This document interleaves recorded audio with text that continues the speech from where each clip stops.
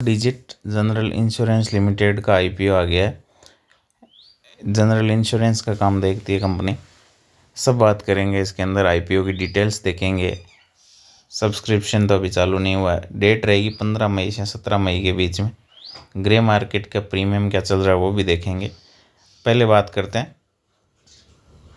गो digit का IPO जो है उसकी डिटेल्स क्या है। तो ये बुक बिल्ड इश्यू है 2614 करोड़ का। फ्रेश इश्यू है 4.14 करोड़ शेयर का, जिसमें से 1125 करोड़ रुपए का, और शेष जो है लगभग आधा 1489 करोड़ रुपए है वो ऑफर फॉर सेल है, यानी माल बेच के कुछ लोग निकलना भी चाह रहे हैं। फिर ये जो सब्सक्रिप्शन के लिए 15 से 17 के लिए तारीख तक अवेलेबल रहेगा, और इसका अलॉटमेंट डिसाइड होगा 21 तारीख को, और टेंटेटिव लिस्टिंग डेट है इसकी 23 मई को। प्राइस बैंड जो है वो रखा गया है 258 से 272 रुपये, और मिनिमम लॉट साइज़ है वो रिटेल में 55 शेयर का एक लॉट रहेगा, और उसकी वैल्यू रहेगी 14,960 रुपये। यानी इसमें यदि आप अप्लाई करना चाहते हैं तो 14,960 रुपये आपके पास होने चाहिए।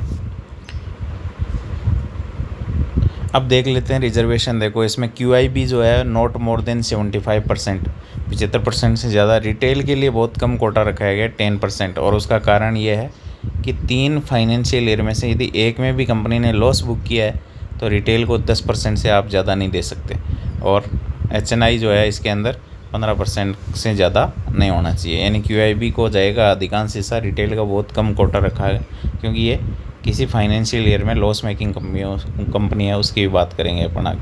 अब देखो मोटा मोटी कंपनी करती क्या है। ये 2016 के अंदर इनकॉर्पोरेट हुई है, और ये जो है वो इंश्योरेंस प्रोवाइडर कंपनी है। Insurance offering motor insurance, health insurance, travel insurance, property insurance, marine insurance, liability insurance और अदर इंश्योरेंस प्रोडक्ट। ये इंश्योरेंस का काम देखती है मुख्य रूप से, और इंश्योरेंस के अंदर बहुत सी पहले से ही कंपनियां मौजूद हैं, तो ये इंश्योरेंस का काम देखती है। अब इसके फाइनेंशियल भी चेक कर लेते हैं। 31 मार्च 2021 में देखो 1800 से 2900 हो गए, 2900 से 3300 हो गए, 3300 से 3600 हो गए, यानी एसेट तो बढ़ रहे हैं, लेकिन रेवेन्यू जो है माइनस में था। माइनस यहाँ के प्लस हो गया, यहाँ भी प्लस बढ़ा है फिर, यानी ये लॉस बुक कर रही है। देखो 21 में 122 करोड़ का लॉस, फिर बढ़ के इतना हो गया। अब प्रॉफिटेबल बनी है, और प्रॉफिट होते ही ये आईपीओ लेकर आ गई है। उसके बाद नेटवर्थ बढ़ रही है लगातार, रिजर्व और सरप्लस भी बढ़ रहे हैं, और बोरोइंग जो है लास्ट जिसके बाद आईपीओ आ रहा है 200 करोड़ की बोरोइंग भी दिखा दी है। तो ये फाइनेंशियल हो गए, ज़्यादा अच्छे नहीं कह सकते।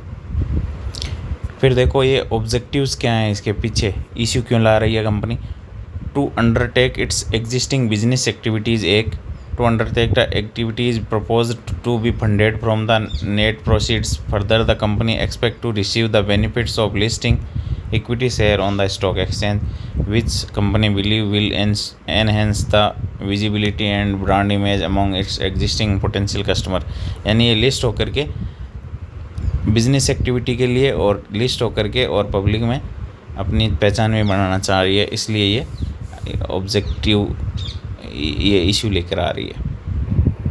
अब जब आप इस अप्लाई करना चाह रहे हैं इस आईपीओ में, और आईपीओ में यदि अप्लाई करना चाह रहे हैं तो अपना उद्देश्य है लिस्टिंग गेन, और लिस्टिंग गेन यदि प्राप्त करना चाह रहे हैं तो अभी इसका ग्रे मार्केट का प्रीमियम चल रहा है लगभग 15%, और यदि मार्केट डाउन गया तो ये लिस्टिंग गेन 0 से -10 to 15% तक भी जा सकता है। तो जो एग्रेसिव ट्रेडर्स हैं, जो 10-15% का लॉस लेने में भी सक्षम है और उनको कोई दर्द नहीं होगा, वो इसमें अप्लाई आसानी से कर सकते हैं। और बाकी आप रिस्क लेना चाहें 10-15% के लिस्टिंग गेन के लिए तो भी आप इसमें अप्लाई कर सकते हैं। बाकी इसमें कोई ज़्यादा लिस्टिंग वाला मामला है नहीं, और इसमें लिस्टिंग में लॉस भी होने की पूरी संभावना है, इसलिए आप इसमें पूरा विश्लेषण करने के बाद ही अप्लाई करें। मैं कोई सेबी से रजिस्टर्ड एडवाइज़र नहीं हूँ। Consult your adviser before financial adviser before investing. Thank you.